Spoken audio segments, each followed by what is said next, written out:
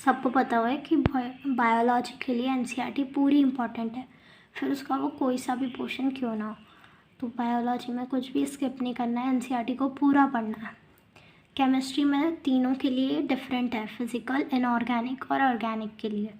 Physical के लिए कितनी ज़रूरी होती है केमिस्ट्री की एनसीईआरटी। तो सबसे पहले अगर अपन फिज़िकल केमिस्ट्री की बात करें तो इसमें एनसीईआरटी का कोई ख़ास रोल नहीं होता है, अगर अपन ने कोचिंग के मटेरियल को पूरी तरीके से फॉलो किया है। कोचिंग का मटेरियल बहुत इम्पॉर्टेंट है, उसके फॉर्मूले बनाना बहुत इम्पॉर्टेंट है। एनसीईआरटी को अगर अपन अलग से जाके पढ़ने की बात करें तो उसकी कोई ज़रूरत नहीं होती है। फिर अगर पढ़ना ही है, मतलब कुछ चीज़ें होती हैं जो पढ़नी पड़ती है एनसीईआरटी से, क्योंकि इधर उधर किताबों से पढ़ने का कोई मतलब नहीं रह जाता है।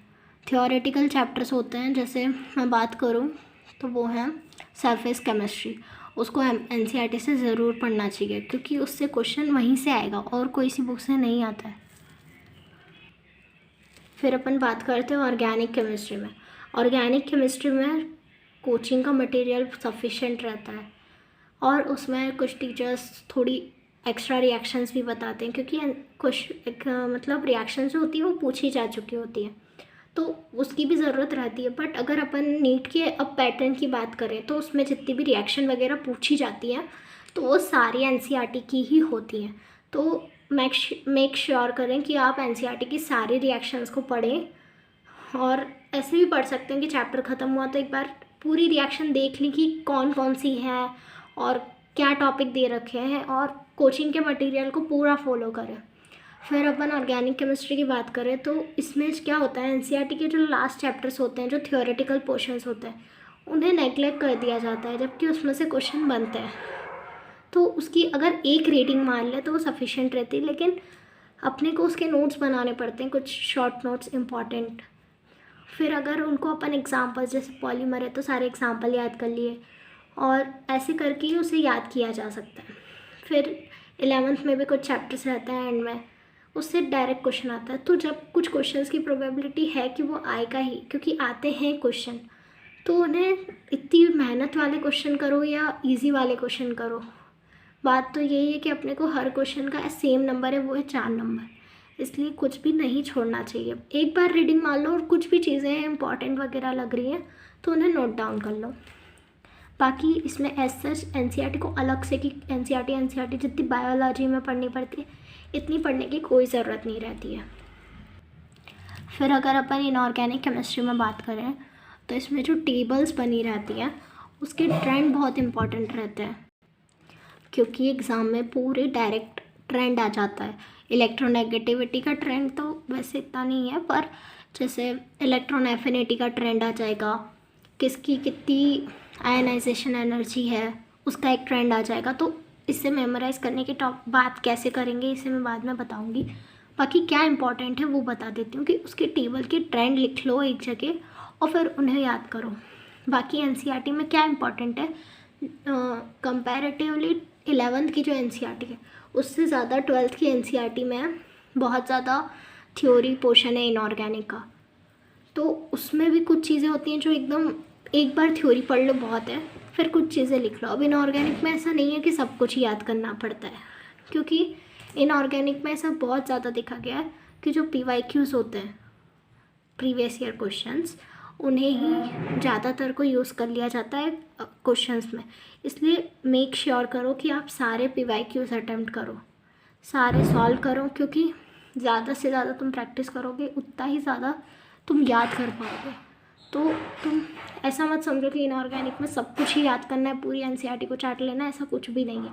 एनसीईआरटी को इतना भी इम्पोर्टेंस नहीं देना है। हाँ, लेकिन कुछ चीज़ें जो हैं कि यूज़ दिया है कहीं पे किसी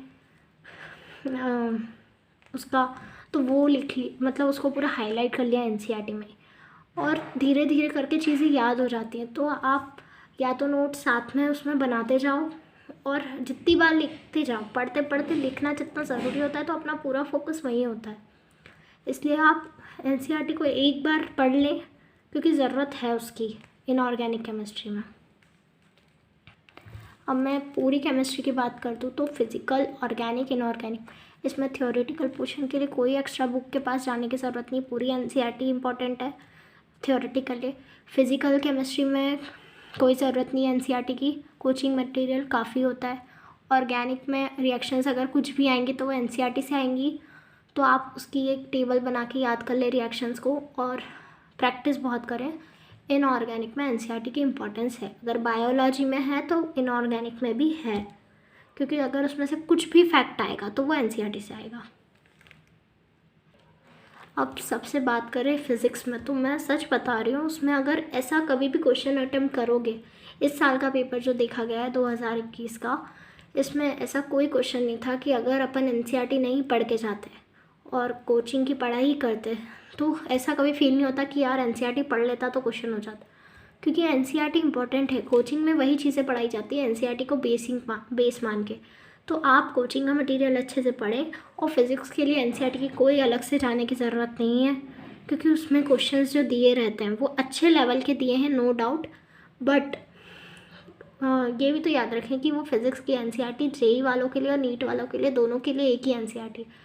तो नीट लेवल के हिसाब से देखा जाए तो एनसीईआरटी बिल्कुल ज़रूरत नहीं है, उसके क्वेश्चंस भी मेरे हिसाब से तो कोई ज़रूरत नहीं है, क्योंकि अपन इतने क्वेश्चन की प्रैक्टिस कर चुके रहते हैं कि अगर कोई क्वेश्चन भी आया तो अपने से बन जाता है। बाकी अगर एनसीईआरटी के अंदर देखें तो अंदर जो ग्राफ्स बने रहते हैं उन्हें एक बार देख लो तो वो अच्छा रहता है। बाकी अपन को जो पढ़ाई जाती है थ्योरी वो इम्पॉर्टेंट रहती है और अपन को याद हो जाती है वो क्वेश्चन में लगा के, इसलिए आप ग्राफ्स को देख लें ताकि वो अच्छे से याद हो जाए, क्योंकि थ्योरेटिकल पोर्शन तो जो कुछ भी आएगा एनसीईआरटी से आएगा।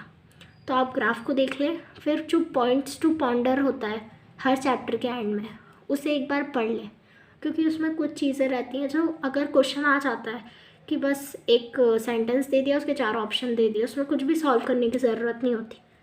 तो पॉइंट्स टू पॉन्डर पढ़ना अच्छा रहता है, वो क्वेश्चन सॉल्व करने में कभी कभी हेल्प कर देता है। और समरी पोर्शंस में कभी कभी डायरेक्ट फार्मूले रहते हैं और वो इम्पॉर्टेंट फार्मूलाज रहते हैं, तो उन्हें देख लो तो वो काफ़ी रहता है। बाकी फ़िज़िक्स के लिए ऐसा कभी नहीं लगेगा कि यार एनसीईआरटी नहीं पढ़ी तो यार ये क्वेश्चन रह गया, अगर आपने हर मटेरियल को अच्छे से पढ़ा है जो कोचिंग में दिया है।